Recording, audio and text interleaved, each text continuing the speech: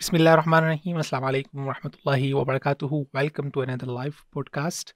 Weekly हमारे live podcast का सिलसिला जारी है और आज हम जिस टॉपिक पे बात करेंगे ये वो टॉपिक है जो पिछले 2-4 दिन से बहुत ज़्यादा ज़ेरे बहस है। मैं आज 2-3 टॉपिक जो है उनको मैं कवर करना चाह रहा था, लेकिन ये एक टॉपिक ही मुझे लगता है कि आज इतना बड़ा हो जाएगा कि शायद इस वीक के जो हमारा लाइव पॉडकास्ट है उसमें से हम इसी को कवर कर पाएँगे।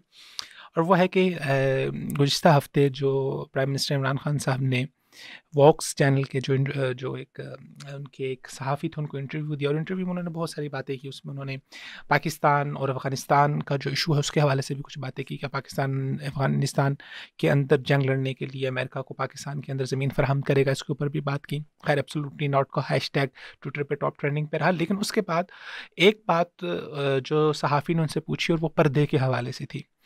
इस तरह की सिमिलर स्टेटमेंट इमरान खान साहब इससे पहले भी कुछ 2-4 महीने पहले भी दे चुके हैं, जब वो लाइव आते हैं कॉल्स लेने के लिए और उसमें एक खातून ने सवाल किया और उसके जवाब में उन्होंने इसी मिलती-जुलती स्टेटमेंट दी। उस वक़्त भी बहुत शोर-ओ-गुल हुआ, बहुत वावेवा हुआ, बहुत ज़्यादा उनके खिलाफ ट्विटर ट्रेंड भी चले, इवन हमारे नामवर सहाफ़ियों ने उनके खिलाफ बात की।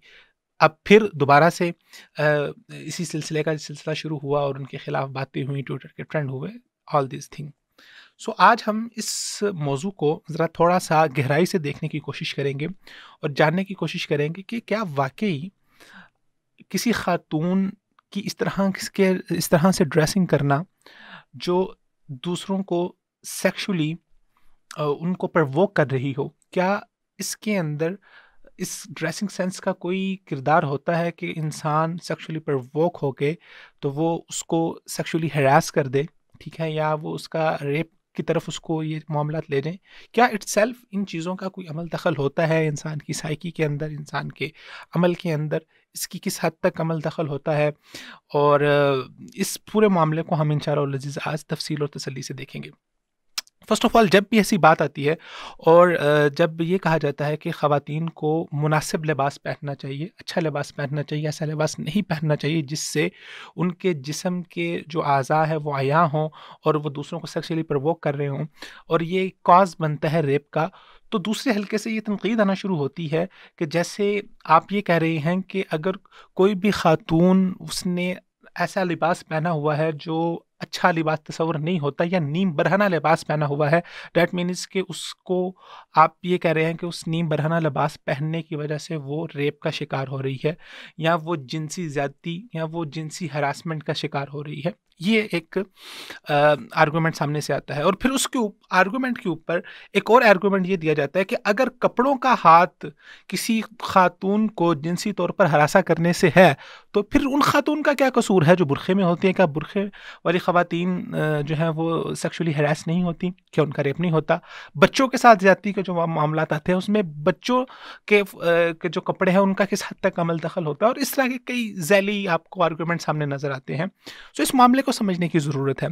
जब हम ये कह रहे हैं या इमरान खान साहब ने ये बात कही है कि खातून का लिबास किसी न किसी हद तक इस मामले के अंदर अपना किरदार अदा करता है, दैट मीन्स कि ये ओनली रीज़न नहीं है, ये वन ऑफ द रीज़न है। ये ओनली रीज़न नहीं है, ये वन ऑफ द रीज़न है, जहाँ पर आप सोसाइटी के अंदर, मुआशरे के अंदर लोगों को सेक्सुअली प्रोवोक कर रहे हैं। आप नीम बरहना लिबास के ज़रिए से जो दूसरी सिन्फ़ है, आप उसको अपनी तरफ अट्रैक्ट कर रहे हैं और इसका असर होता है, मुआशरे के ऊपर भी होता है, सोसाइटी के ऊपर भी होता है, लोगों के ऊपर भी होता है।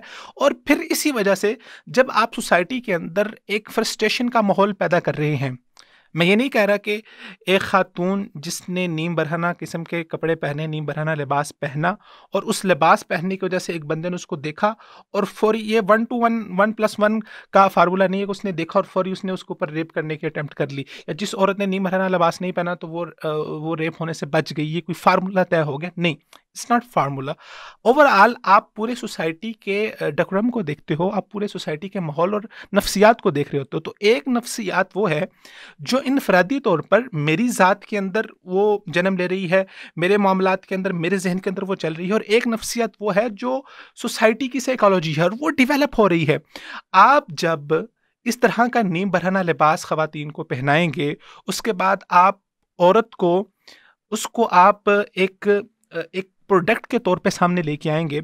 आपके हर इश्तिहार के अंदर वल्गैरिटी होगी, आपके हर इश्तिहार के अंदर न्यूडिटी होगी। आप एक माशरे के अंदर मर्दों की जो फितरत है, ज़ाहिर बात है फितरत है कि हमेशा एक सिन्फ जो है वो दूसरी सिन्फ से, अपनी सिन्फ मुखालिफ से वो अट्रैक्ट होती है। खातून मर्द से अट्रैक्ट होता है, मर्द खातून से अट्रैक्ट होती है। ये फितरत का एक कानून है। तो आप उस फितरत के कानून को इस्तेमाल करते हुए अपनी मार्केटिंग कैंपेन डिज़ाइन कर रहे हैं, और उस मार्केटिंग कैंपेन के अंदर आप खातून को ला रहे हैं, और खातून को आप ऐसे एंगल्स और ऐसे पोजेस से आप उसको शूट कर रहे हैं जिसके ज़रिए से आप अपने उस पूरे कंटेंट को सेक्सुअलाइज कर रहे हैं, आप उसको वल्गर बना रहे हैं। वल्गर चले, अगर आप वल्गर का लफ्ज़ इस्तेमाल ना भी करें, अगर आपको वल्गर का लफ्ज़ सख्त लगता है तो आप उसके अंदर ग्लैमर पैदा कर रहे हैं, और उस ग्लैमर के ज़रिए से आप अगले मर्द की या अगले इंसान की साइकी में किस जगह पर हिट कर रहे हैं। आप अपनी चीज़ के ऊपर नज़र रखवाने के लिए, फॉर एग्जांपल, अगर आप ये बेच रहे हैं, ये एक जैज़ की एक डिवाइस है, और ये आप जैज़ की डिवाइस बेच रहे हैं। इस जैज़ की डिवाइस के ऊपर नज़र रखवाने के लिए कि आपकी नज़र इस जैज़ की डिवाइस पर रुके, और इसके साथ जो पैकेजेस लगे हुए हैं उन पैकेजेस पर रुके, आप इस्तेमाल कर रहे हैं औरत का, आप इस्तेमाल कर रहे हैं औरत के ग्लैमर का, उसको इस तरह से शूट कर रहे हैं, उसको लिबास इस तरह से पहना रहे हैं कि जैसे ही इंसान उसको देखे तो वो उसकी तरफ अट्रैक्ट हो। एक फितरत है इंसान की, अट्रैक्ट हो, वो रुके, और उसकी वसातत से और उसके साथ वो जो चीज़ें आप उसके साथ बेचना चाह रहे हैं, जिसको मार्केट करना चाह रहे हैं, आप वो देखें। तो अल्टीमेटली आपने 20% अपना काम कर लिया, आपने अपनी चीज़ तो बेच ली, लेकिन बाकी 80% जो आपने उस बंदे के ज़हन के अंदर, जो ग्लैमर की एक पिक्चर आपने उस बंदे के ज़हन के अंदर बनाई, और जो आपने उसके ज़हन में एक नई दुनिया खोल दी। अब वो बंदा ख़यालात की दुनिया बन रहा होता है कि यार अच्छा ये एक मॉडल है, अब मुझे आगे ज़िंदगी के अंदर भी कोई ऐसी खातून मिलेगी जो इस तरह से हसीन व जमील होगी, जो इस तरह से खूबसूरत होगी, जिसका बॉडी फिगर इस तरह से होगा। तो वो इंसान अगले कई दिनों तक, कई महीनों तक इसके बारे में सोच रहा होता है। एंड देन एक ऐड से दूसरा ऐड, दूसरे ऐड से तीसरा ऐड, एक मॉडल से दूसरी मॉडल, एंड देन फिर आपके जो आपके ड्रामे हैं, देन जो आपकी मूवीज़ हैं, मूवीज़ के अंदर जो फुल रोमांस सीन होते हैं, फिर उसके बाद ऊपर से आपकी लव स्टोरीज़ हैं। टोटली आप बम्बार्टमेंट कर रहे हैं एक बंदे के ऊपर, एंड देन उसके बाद वही चीज़ जो वो बंदा अपने ड्रामों में देख रहा है, जो वो बंदा अपने एड्स में देख रहा है, उसको एक्चुअल स्क्रीन के अंदर वो देख रहा है तो उसकी एक्सेस में नहीं है, वो चीज़ एक्सेस में नहीं है। लेकिन जैसे ही वो उसको सोसाइटी के अंदर भी देखेगा, वो माशरे के अंदर भी देखेगा कि उसी तरह की खातून उसको चलती फिरती नज़र आ रही है, तो आप उसको और प्रवोक कर रहे हैं। तो this will be one of the reasons, जो सारी रीजनें मिलती हैं और मिलने के बाद आप एक इंसान को सेक्सुअली प्रवोक कर देते हैं, आप उसको सेक्सुअली हाइपर कर देते हैं। हमारी पूरी सोसाइटी इस वक्त सेक्सुअली हाइपर हो चुकी हुई है। और उसके बाद फिर इससे आप नेक्स्ट लेवल आ जाएं तो जितना पोर्नोग्राफी का मवाद है सारा आपके इंटरनेट के ऊपर पड़ा हुआ है, उसको भी डिज़ाइन किया जाता है। उसमें पोर्नोग्राफ़ी के अंदर एक तो आम पोर्नोग्राफ़ी होती है, फिर उसके अंदर आपने कैटेगरीज़ बनाई हैं, और फिर उस कैटेगरीज़ के अंदर भी ऐसी कैटेगरीज़ हैं जिसके अंदर आप तशद्दुद दिखा रहे होते हैं, जिसके अंदर आप ये बता रहे होते हैं कि ख़ातून के ऊपर तशद्दुद करना, तो उससे आप इंसान को और हाइपर कर रहे हैं। हर इंसान की नफ्सियात एक तरह की नहीं होती, हर इंसान का टेम्परामेंट एक तरह से नहीं होता। यही बात प्राइम मिनिस्टर इमरान खान साहब ने कही है कि हर इंसान इतना ज़्यादा टेम्परामेंटली स्ट्रॉन्ग नहीं होता कि वो उसके ऊपर काबू पा सके।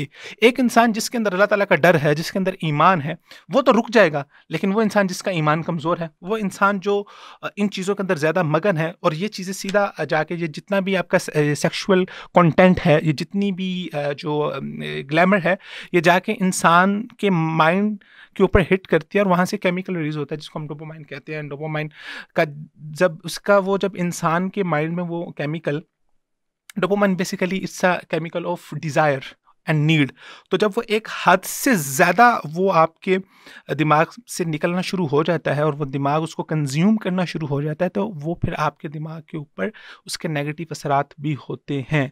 आपको एक इंसान अच्छा खासा देखने में आपको बिल्कुल वो नॉर्मल नज़र आ रहा होगा, बिल्कुल नॉर्मल तौर पे आपसे बात कर रहा होगा, आप उससे मिलेंगे, उठेंगे, बैठेंगे, आपको अंदाज़ा नहीं होगा कि वो इंसान अपने अंदर, अपनी ज़हन के अंदर, अपनी ख़यालात की दुनिया के अंदर वो कहाँ से कहाँ पहुँचा हुआ है, वो उसके ज़हन के अंदर क्या चीज़ें पक रही हैं। एक नॉर्मल बच्चा जो स्कूल जा रहा है, एक नॉर्मल नौजवान जो कॉलेज में पढ़ता है, जो यूनिवर्सिटी में पढ़ता है, आप उसको आमतौर पे मिलेंगे, वो आपको बिल्कुल नॉर्मल नज़र आएगा।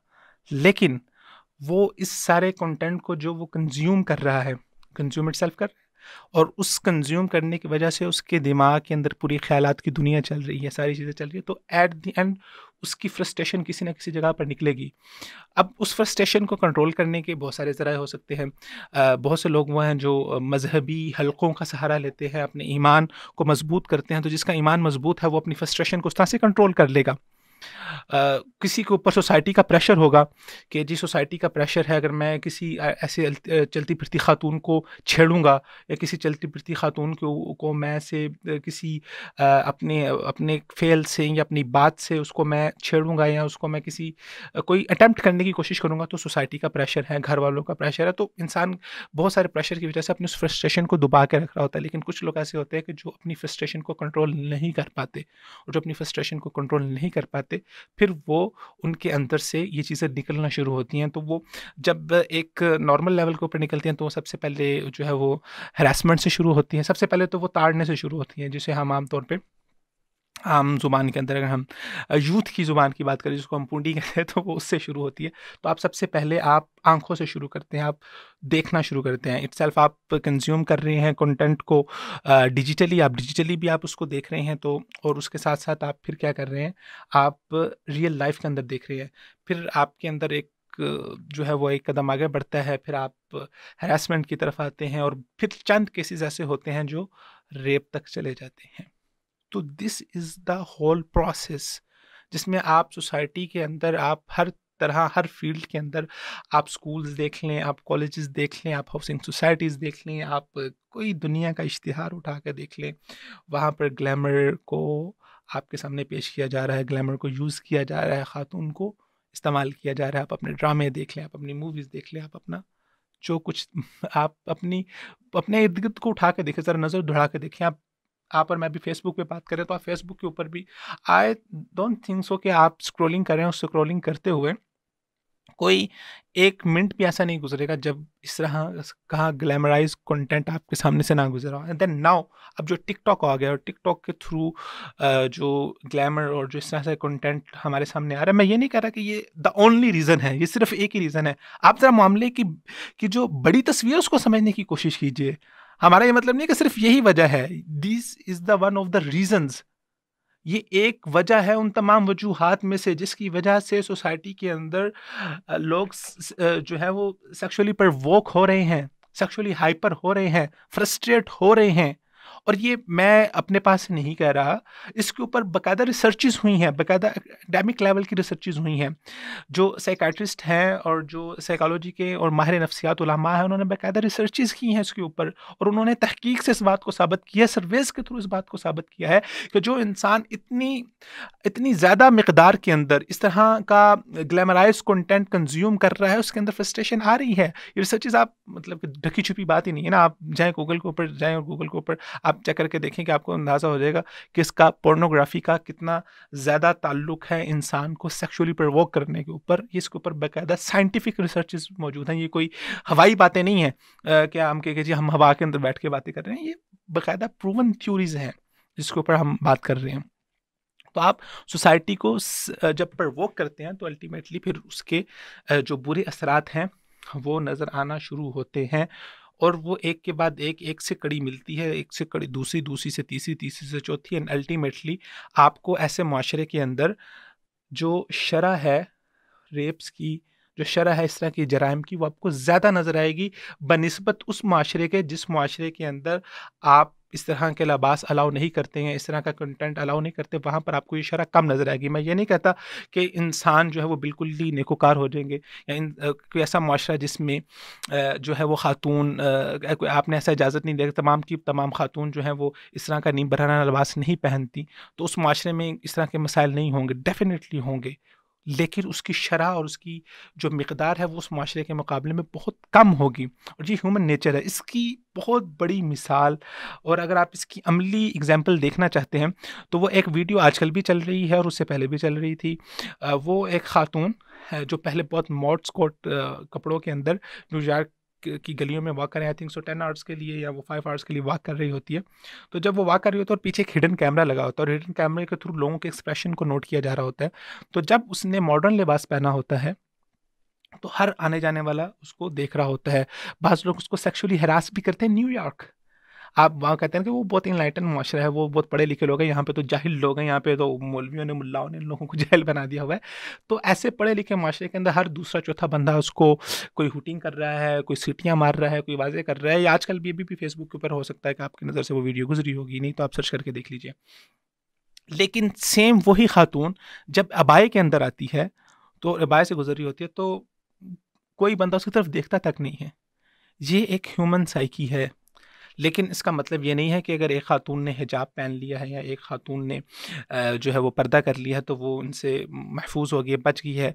नहीं, मुआशरे में आपको ऐसे शैतान नुमा इंसान मिलेंगे जो इस तरह के अटेम्प्ट करते हैं, तो उनके लिए जो है वो शरीयत ने क्या मामला तय किया, उसके लिए शरीयत ने सख्त किस्म की सज़ाएँ मुकर्रर की हैं। जो इंसान इस तरह से अटेम्प्ट करने की कोशिश करता है, उसका ये मामला जो है वो दहशतगर्दी के ज़ुमरे में आता है, मुहारबत के ज़ुमरे में आता है। मेरा अभी आज ही मैं यूनिवर्सिटी के अंदर मेरा जो एमफ़िल के थीसिस का जो सिनॉप्सिस फ़ाइनल हुआ है, वो सज़ाए मौत के हवाले से है कि इस्लाम में सज़ाए मौत का तसव्वुर क्या है, किन-किन जराइम के ऊपर इस्लाम ने मौत की सज़ा मुकर्रर की है, उसके पीछे अल्लाह ताला की हिकमतें क्या हैं, एंड देन उसके ऊपर जो हमारा कंटेम्प्रेरी जो लॉज़ हैं और जो हमारे इंटरनेशनल लॉज़ हैं, वो क्यों उसको रोकते हैं और उसकी उनकी क्या वजूहात है। इसके ऊपर मैं इंशाअल्लाह अज़ीज़ पूरा थीसिस लिख रहा हूँ, वेरी सून वो थीसिस कंप्लीट हो जाएगा और वो आपके सामने आ भी जाएगा, आप उसको भी देख सकते हैं। तो इस्लाम ने ऐसे लोगों के लिए बहुत सख्त किस्म की सज़ाएँ मुकर्रर की हैं और फरमाया कि वल यशहद अज़ाबहुमा ताइफ़तुम मिनल मुमिनीन, अगर कोई इंसान ऐसी अटेम्प्ट करता है तो उनको लोगों के सामने खड़े होकर आप सज़ा दें और ऐसी इबरतनाक सज़ा दें कि एक को सज़ा मिले और देखने वाले 2600 लोग उसको देख के जो है वो अपनी इस्लाह कर लें। तो हम ये भी नहीं कह रहे कि अगर फॉर एग्जांपल नाउज़ुबिल्लाह मिन ज़ालिक, अगर कोई इंसान किसी ऐसी खातून को नाउज़ुबिल्लाह मिन ज़ालिक वो रेप का शिकार बनाता है, जो खातून मोट स्कर्ट लिबास पहनती है, तो आप कह देंगे जी ये उसकी गलती है, लिहाजा ये यही विक्टिम है। नहीं, जो इंसान कर रहा है उसको उसकी सज़ा मिलेगी और उसको उसका हिसाब देना है इस दुनिया में भी और अल्लाह ताला के यहाँ भी उसको इसका हिसाब देना है। हम इस चीज़ को जस्टिफाई बिल्कुल कतई नहीं कर रहे, बट हम ये कह रहे हैं कि ओवरऑल ये वो एक कदम है जिसके ज़रिए से आप अल्टीमेटली सोसाइटी के अंदर आप जो फ्रस्ट्रेशन है उसको बढ़ा रहे हैं। तो हमने हल की तरफ आना है। ये मसाइल रेप के केसेस बढ़ते जा रहे हैं। मैं भी आपके सामने स्टैट्स भी रखता हूँ, मैंने स्टैट्स निकाले हुए हैं कि दुनिया के किन-किन ममालिक के अंदर अंदर जो है वो रेप का कल्चर या रेप की जो स्टैट्स हैं और जो शरह वो ज़्यादा के अंदर कम है। तो हमने अल्टीमेटली अपने मुल्क से इसको कम करना है और हमने इसको ख़त्म करना है। खैर ख़त्म तो नहीं कर सकते, इस तरह के वाक़यात जब तक आप सज़ाएँ देंगे, सज़ाओं के बावजूद भी आपको इक्का-दुक्का लोग मिलेंगे, लेकिन आप इसकी शरह को बहुत हद तक कम कर सकते हैं। आप लोगों की हिफ़ाज़त कर सकते हैं, उनकी इज़्ज़तों की, उनकी जान की हिफ़ाज़त कर सकते हैं।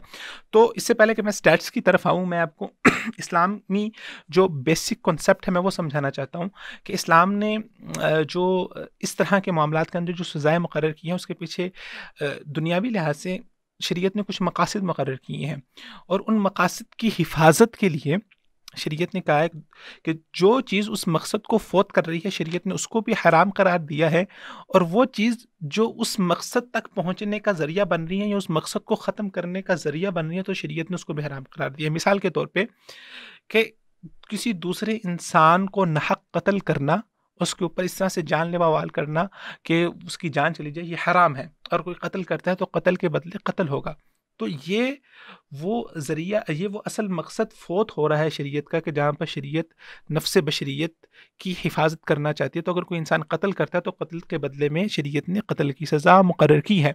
इसी तरह वो तमाम ज़राए जिनकी वजह से इंसान इस हद तक पहुँच सकता है कि वो दूसरे इंसान को कत्ल कर दे, शरीयत ने उनको भी हराम करार दिया। फॉर एग्ज़ाम्पल कि आप सल्लल्लाहु अलैहि वसल्लम ने फरमाया कि ला तहासदू वला तबागज़ू, आपस में एक दूसरे से हसद ना करो, आपस में एक दूसरे से बुग़्ज़ ना करो। हसद करना हराम है। क्यों? कि हसद कीने का लेवल अल्टीमेटली आहिस्ता-आहिस्ता इतना बड़ा हो सकता है कि वो आपको इतना आपके ज़हन में किसी दूसरे के खिलाफ दुश्मनी और बुग़्ज़ बढ़ जाए कि आप उस इंसान को कत्ल ही कर दें। तो इसलिए हसद को भी हराम करार दे दिया। फिर इवन आप सल्लल्लाहु अलैहि वसल्लम ने फरमाया कि किसी दूसरे मुसलमान की तरफ असले से इशारा करना, ठीक है? तो इससे क्या होगा कि आपके अंदर जो झिझक है कि असला उठा के किसी को इशारा करना, वो झिझक खत्म हो रही होगी। तो आपने इसको भी मना फरमाया कि आप असला पकड़ के, फॉर एग्जाम्पल गन पकड़ के या आप चाकू पकड़ के किसी दूसरे को इशारा कर रहे हैं, ऐसे मजाक में कर रहे हैं, तो वो आपकी झिझक खत्म हो रही है किसी दूसरे की तरफ लेके जाने की। तो शरीयत ने इसको इससे भी मना फरमाया। तो शरीयत असल मकसद को भी मद्देनजर रखती है, और वो वसाइल और वो ज़राए जो उस मकसद को तक पहुंचाते हैं या उस मकसद उनके ऊपर उस मकसद से हिट होती है, उनको भी शरीयत ने हराम करार दिया। तो इसी तरह हिफाजत नस्ल को बरकरार रखने के लिए शरीयत ने शादी और घर का ख़ानदान का इंस्टीट्यूशन बनाया है, और जो इस इंस्टीट्यूशन को पामाल करने की कोशिश करता है, शरीयत ने उसके ऊपर सज़ा मुकर्रर की है। मिसाल के तौर पर अगर एक शादीशुदा इंसान ज़िना करता है, एक शादीशुदा इंसान ऐसा कोई मामला करता है, तो उसके ऊपर भी शरीयत ने सज़ा मुकर्रर की है, और अगर गैर शादीशुदा करता है तो उसके ऊपर भी शरीयत ने एक सज़ा मुकर्रर की हुई है। तो शरीयत ने उस मकसद की हिफाजत के लिए ये सज़ाएँ मुकर्रर की हैं, और वो तमाम ज़राए जो किसी न किसी जगह पे जाके इस मकसद को हिट करते हैं, शरीयत ने उनसे भी मना किया है। तो फहाशी और बेहयाई और उन्यानियत जो उन ज़राए में से है जो अल्टीमेटली जाके शरीयत के इस मकसद को हिट करती हैं, और वो आहिस्ता आहिस्ता, जैसे मैंने हसद की मिसाल दी, इसी तरह ये फहाशी और उन्यानियत, ये वो तमाम चीज़ें हैं जो आहिस्ता आहिस्ता स्लोली सोसाइटी के अंदर फ्रस्ट्रेशन को बढ़ाती हैं, और अल्टीमेटली कुछ लोग बीच में से ज़्यादा फ्रस्ट्रेट हो जाते हैं, और उनके और भी मसाइल हो सकते हैं। मैं ये नहीं कहता कि सिर्फ यही वजह है। मैंने कई दफ़ा ये बात की है, तो मेरी बात को इस तरफ लेके जाने की कोशिश ना की जाए। तो अल्टीमेटली उसमें से कुछ लोग ऐसे निकल आते हैं जो इस तरह के रेप के केसेस और इस तरह के मामलात को कर रहे होते हैं, और वो इसका शिकार हो जाते हैं। तो शरीयत ने इस वजह से फरमाया, इन्नल्लज़ीना युहिब्बूना अन तशियअल फ़ाहिशतु फ़िल्लज़ीना आमनू लहुम अज़ाबुन अलीमुन फ़िद दुनिया। अल्लाह ताला फरमाते हैं कि वो लोग जो मोमिनीन के अंदर फहाशी और बेहयाई को जो फैलाना चाहते हैं, उनके लिए दुनिया के अंदर भी दर्दनाक अज़ाब है, और आखिरत में अल्लाह ताला के यहाँ भी दर्दनाक अज़ाब है। आप सल्लल्लाहु अलैहि वसल्लम ने बेहुदा बातों से, बेहुदा गोई से मना फरमाया है, क्योंकि बेहुदा गोई आपने देखा होगा कि कभी भी कोई इंसान कैसे आहिस्ता आहिस्ता फ्रैंक होता है, और उसके लिए वो चीज़ नॉर्मल होना शुरू हो जाती है। तो उसकी इब्तदा बेहुदा गुफ्तगू से होती है, बेहुदा बातों से होती है। जब आपस में एक दूसरे के साथ आप बेहुदा बातें करते हैं, तो आहिस्ता आहिस्ता आप फ्रैंक होते जाते हैं, तो अल्टीमेटली आप हदों को पार करना शुरू कर देते हैं। तो इस्लाम ने आपको पहले ही रोक दिया है बेहूदगी से, फहाशी से और रूहानियत से रोका है। तो प्राइम मिनिस्टर इमरान खान का स्टेटमेंट, अगर हम इस्लामिक कॉन्टेक्स्ट में देखें तो बिल्कुल ठीक है। अगर हम इसको साइंटिफिक कॉन्टेक्स्ट में देखें तो फिर भी बिल्कुल ठीक है ये। लेकिन हमारे दूसरी तरफ से जो अहबाब हैं वो इसके ऊपर एतराज़ करना शुरू कर देते हैं कि जी आप लोग तो ये रीज़न बता रहे हैं, अच्छा जी फ़लाँ जगह पे फ़लाँ बंदे का रेप हुआ, फ़लाँ बच्चे का रेप हुआ, तो क्या कपड़े पहनने की वजह से हुआ? मेरे भाई बात को समझिए, आप माशाल्लाह दानिश्वर हैं, आप सहाफ़ी हैं, आप माशाल्लाह आपका एक मुक़ाम है, कई किताबें आपने लिखी हुई हैं, बहुत सारे लोग हैं।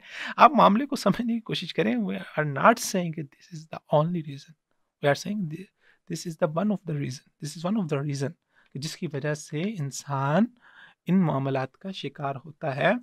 सो अगर आप अल्टीमेटली मुआशरे से इस जुर्म को ख़त्म करना चाहते हैं, तो आपको इन चीज़ों के ऊपर ब्रेक लगानी पड़ेगी। बट नहीं, आपको किसने मना किया है कि आप जो है वो जो इस तरह की वेबसाइट्स हैं, फॉर एग्ज़ाम्पल हम पोर्न वेबसाइट से बात करते हैं, तो आप उनको बिल्कुल ही बंद कर दें, ख़त्म कर दें। आप उनको अलाउ ना करें। जी, आप कह दीजिए हमने उनको बैन किया हुआ है, लेकिन एक चोर रास्ता भी दिया हुआ है प्रॉक्सी वाला। तो यहाँ पर फॉर एग्ज़ाम्पल ये सब ह्यूमन राइट्स वाले ये सब मिलके दुनिया में एहतजाज क्यों नहीं करते कि पोर्नोग्राफ़ी की जो इंडस्ट्री है उसको बंद किया जाए। वो कहते हैं कि जी वहाँ पर उनके राइट्स जो है ना, उनके राइट्स वो ख़त्म हो रहे हैं।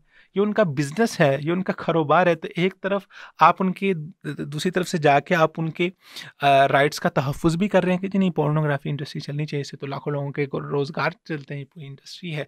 तो ये तो उनके राइट्स है, वो तो आज़ाद हैं, वो चाहे पोर्नोग्राफ़ी करें, चाहे जो मर्ज़ी करें। आप आएँ पूरी दुनिया के अंदर, आप इसके ऊपर तहरीक चलाएँ और कहें कि जी आप पोर्नोग्राफ़ी इंडस्ट्री को बंद करें।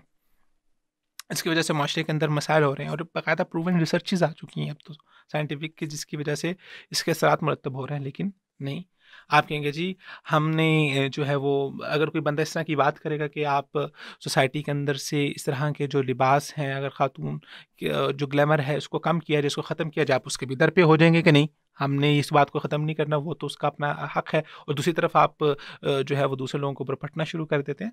सो काइंडली मसाइल के हल को समझने की कोशिश कीजिए, मसाइल को इन डेप्थ समझने की कोशिश कीजिए कि उसकी असल रीज़न क्या है, असल वजह क्या है। इस्लाम ने जो सिस्टम दिया है वो ऐसा सिस्टम दिया है कि जिसमें इंसानियत की बका ही बका है, जिसमें इंसानियत की बेहतरी ही बेहतरी है। और अल्टीमेटली वो हमारे जितने मुआशरे जो जिनको आप इनलाइटन कहते हैं, वो मुआशरे जिनको आप बहुत रोशन ख़्याल मुआशरे कहते हैं, अगर आप उनकी ज़रा देख लें, रिपोर्ट्स देख लें, मैं आपके साथ शेयर करता हूँ कि उन लोगों की क्या सूरत हाल है। मैं अभी देख रहा था कि दुनिया के अंदर टॉप 10 कंट्रीज़ कौन-सी हैं जहाँ पर रेप की तादाद सबसे ज़्यादा है। सो ही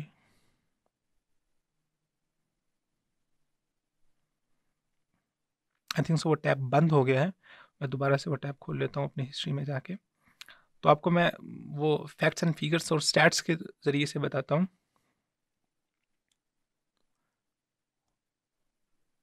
अगर आप देखेंगे कि top 10 highest rape countries,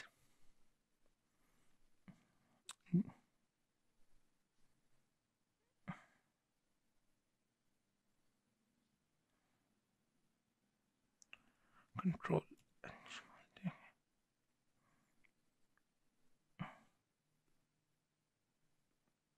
I think so अभी टैब बंद हो गया, बट आई थिंक ये आ गया टैब। Okay, just 1 minute.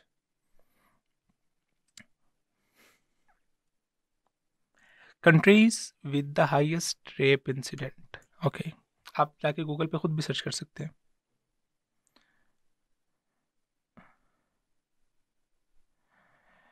इसमें जो उन्होंने बताई हुई है उसमें साउथ अफ्रीका है, स्विट्ज़रलैंड है, इवन एक और मैंने जो लिंक मैंने ओपन किया था, ये आ गया वो, उसके अंदर भी उन्होंने बताया हुआ है कि फर्स्ट नंबर के ऊपर अमेरिका है, फिर यूनाइटेड किंगडम है, इवन फिर बीच में श्रीलंका आता है, इंडिया आता है। तो टॉप 10 कंट्रीज़ के अंदर आपको पाकिस्तान का नाम नहीं नज़र आएगा, इवन टॉप 20 कंट्रीज़ के अंदर भी आपको पाकिस्तान का नाम नज़र नहीं आएगा। आप सऊदी अरब की बात करें, आपको सऊदी अरब में लोएस्ट क्राइम नज़र आएगा, जहाँ पर लोगों के साथ रेप होते हैं, इस तरह के मामला होते हैं। तो अल्टीमेटली जिन सोसाइटीज़ को आप रोशन ख्याल कह रहे हैं, जिस तरह जिनको आप फॉलो कर रहे हैं, आप वेस्ट को फॉलो कर रहे हैं, वो इस तरह से अपने कंटेंट के अंदर ग्लैमर यूज़ कर रहे होते हैं। तो जिनको आप फॉलो कर रहे हैं उनके माशरे के अंदर भी जो सेक्सुअल हरासमेंट के केसेस हैं वो दिन ब दिन बढ़ रहे हैं, और ये जो रेप कल्चर है वो दिन ब दिन बढ़ रहा है। तो अल्टीमेटली जब आप उनको फॉलो करेंगे तो उनके जितने भी उनके महासिन हैं वो आपको मिलेंगे, तो उसके साथ-साथ उनके जितने भी बुराई वाली चीज़ें हैं, जितने भी शर हैं, वो भी उसके साथ-साथ आएँगे, और वो आ रहे हैं और वो हमारे माशरे का हिस्सा बनते जा रहे हैं। सो एक सर्वे के मुताबिक बरतानिया में यूके की हम बात करते हैं, यूनिवर्सिटी फीमेल स्टूडेंट में से 25% ऐसी स्टूडेंट हैं जिन पर सेक्सुअल असॉल्ट हुआ है। It's not a sexual harassment, it's a sexual assault. और उनमें से 7% ऐसी हैं जिनका बाकायदा तौर पे रेप हुआ है। तो यूनिवर्सिटी स्टूडेंट्स जो फीमेल स्टूडेंट्स हैं, ये रिपोर्ट्स बता रही हैं, सर्विस बता रहे हैं कि यूनाइटेड नेशन, इवन न्यूजीलैंड की अगर आप बात करते हो तो एक रिसर्च के मुताबिक 51% फीमेल स्टूडेंट्स ऐसी हैं जिनको कॉलेज में किसी न किसी नौयत की जिनसी ज़्यादती का सामना करना पड़ता है, जबकि 25% स्टूडेंट्स फीमेल ऐसी हैं जिनका रेप हुआ है। ये सर्वेस बता रहे हैं, यानी कि ये हवाई बात नहीं, ये सर्वेस बता रहे हैं। कनाडा में की गई एक तहकीक के मुताबिक रवां साल में 28% कॉलेज की तलबात को जिनसी हमलों का सामना करना पड़ा, जबकि 45% को ओवरऑल कॉलेज लाइफ में जिनसी हमले का सामना करना पड़ा। सो आप जिनको फॉलो कर रहे हैं, जिनकी मार्केटिंग स्ट्रेटजीज को आप फॉलो कर रहे हैं, जिनके कल्चर को आप फॉलो कर रहे हैं, ये वहाँ का मैं आपको वहाँ के स्टैट्स बता रहा हूँ। तो ये चीज़ें फिर जब आप ये ग्लैमर लेके आएंगे, ये चीज़ें लेके आएंगे, तो उसके साथ साथ ये चीज़ें फिर आएंगी। एक रिसर्च के मुताबिक अमेरिका में 10 से 29 साल की उम्र तक के जो खवातीन हैं, 10 से 29% कॉलेज यूनिवर्सिटी फीमेल स्टूडेंट्स का रेप होता है, 10 to 29%, और उनका रेप करने की कोशिश की जाती है। ये वो स्टैट्स हैं जो हमारे सामने आ रहे हैं, अमेरिका के, कनाडा के, यूरोप के। अगर आप सऊदी अरब को उठा के देखें तो सऊदी अरब में जो इसकी जो रेशो है वो इससे बहुत कम है। आपको टॉप 10 कंट्रीज़ के अंदर मैंने पहले बताया, आप जाके देखें, आपको पाकिस्तान का नाम वहाँ पे नज़र नहीं आएगा, आपको इस्लामी ममालिक का वहाँ पर नाम नज़र नहीं आएगा। सो जिन सोसाइटीज़ के अंदर ये चीज़ें प्रूव कर रही हैं कि जहाँ पर इस तरह से ग्लैमर ज़्यादा होगा, जहाँ पर आप उसको सेक्स फ्री सोसाइटी बनाएँगे, सेक्स ओपन सोसाइटी बनाएँगे, तो अल्टीमेटली ये उसका रिज़ल्ट है और ये आएगा ही आएगा। तो हम ये बात कर रहे हैं कि हम पाकिस्तान को इससे बचाना चाहते हैं, तो आप पाकिस्तान के अंदर फ़हाशी और यानियत को कम करें। इमरान खान साहब ने भी ये बात की कि एक खातून अगर इस तरह से नीम बरहना लिबास पहनेगी, तो ज़ाहिर बात है उसका मर्द के ऊपर असर होगा और अल्टीमेटली इस तरह से नताइज आएँगे उसके। तो शरीयत ने भी ये कहा, शरीयत ने जो मैंने जैसे पहले कहा कि सद्दुन लिज़रिया के तहत बहुत सारी चीज़ें हराम करार दी हैं, उसमें आप सल्लल्लाहु अलैहि वसल्लम ने फरमाया कि इन्नल्लाह कतब अला इब्न आदम हज़्ज़हु मिन अज़्ज़ना, अल्लाह ताला ने हर इब्ने आदम के ऊपर, सही बुखारी की हदीस है, उसका जो हिस्सा है ज़ना से वो लिख दिया है। अदरक ज़ालिका ला महालतन, वो किसी न किसी तरीके से उसको पा लेता है। फ़तनल आइनी अन-नज़र, फरमाया कि जो आँख का ज़िना है, वो नज़र है, वो निगाहों से शुरू होता है। जब उसके सामने ऐसी कोई चीज़ आती है तो उसको देखता तो उसकी आँख का ज़िना शुरू हो जाता है और यहाँ से फर्स्ट स्टेप की इब्तिदा हो जाती है। जब इंसान देख रहा होता है तो यहाँ से उसके फर्स्ट स्टेप की शुरुआत हो गई। वज़न लिसान, और ज़ुबान का जब वो फ़ोशगोई कर रहा होता है, इस तरह की बातें एन्जॉय कर रहा होता है, तो वो फिर देन वो उसमें नेक्स्ट स्टेप पे आ जाता है। वन्नफ्सु ततमन्ना व तश्तही, अच्छा ये बहुत ही डीप और बहुत कमाल की बात है कि जब आप आँख से देखती हैं, फिर आप ज़ुबान से उसके बारे में बात करना शुरू करते हैं। सबसे पहले आपने देखा, फिर आपने अपने दोस्तों के बीच में बात करना शुरू की, एंड देन फिर आपका मन ललचाना शुरू करता है। आपके अंदर ख्वाहिशात पैदा शुरू होती है होना शुरू होती है कि यार I have to do it, मुझे भी इस तरह से करना है, मैं भी ये करूँगा, मेरे पास भी ऐसी खातून होनी चाहिए। जिस तरह से फ़िल्मों के अंदर रोमांस हो रहा है, मेरे पास भी एक गर्लफ्रेंड होनी चाहिए, मैं उसके साथ रोमांस करूँ। नहीं मिल रही तो मैं कॉलेज के अंदर, यूनिवर्सिटी के अंदर कोई गर्लफ्रेंड बना लूँ। नहीं कोई मान रही तो मैं बस किसी न किसी तरीके से मुझे कुछ मिल जाए। एंड ये होता है, एंड दिस हैपेंस। वल फर्ज युसद्दिक़ु ज़ालिका, लास्ट स्टेप पे ही होता है, फरमाया कि जो शर्म का है वो यहाँ इस सारे मामले को की तस्दीक कर देती है, सारे मामले को सच साबित करते हुए इंसान उस पर अमल कर लेता है। और युकज़्ज़िबु, यहाँ फिर वो उसको झुठला देती है, इंसान अल्लाह ताला से डर जाता है और वहाँ पर रुक जाता है। तो ये फ़हाशी और यारियत, ये यहाँ से मामले की इब्तिदा होती है और अल्टीमेटली स्टेजेस को इंसान तय करता वो अल्टीमेटली या तो गुनाह में पड़ जाता है या ज़ना में पड़ जाता है, या फिर वो इस तरह से दूसरे को सेक्सुअली हैरेस करना शुरू कर देता है। और फिर अल्लाह ताला माफ़ करे और अल्लाह ताला सबको बचाए कि वो उसकी जो सबसे ख़तरनाक स्टेज है और सबसे भयानक स्टेज है कि इंसान जो है वो कोई ऐसे लोग भी निकल आते हैं जो रेप करना शुरू कर देते हैं, लोगों को रेप करते हैं, या वो इतने ज़्यादा फ्रस्ट्रेट हो जाते हैं।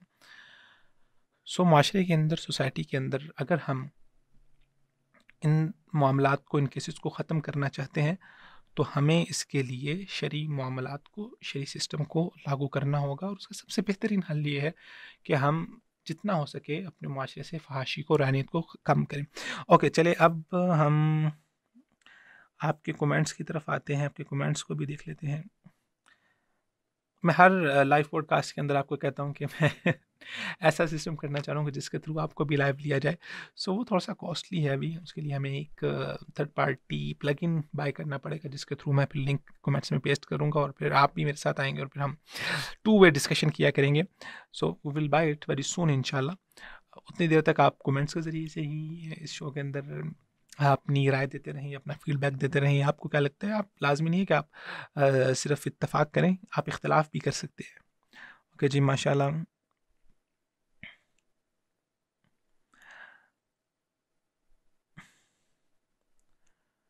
सादिया समून के comments, I think so internet की वज़ह से मुझे कुछ कमेंट्स शो नहीं हो रहे। सो आज का लाइव पॉडकास्ट हम यहाँ पर ही ख़त्म करते हैं।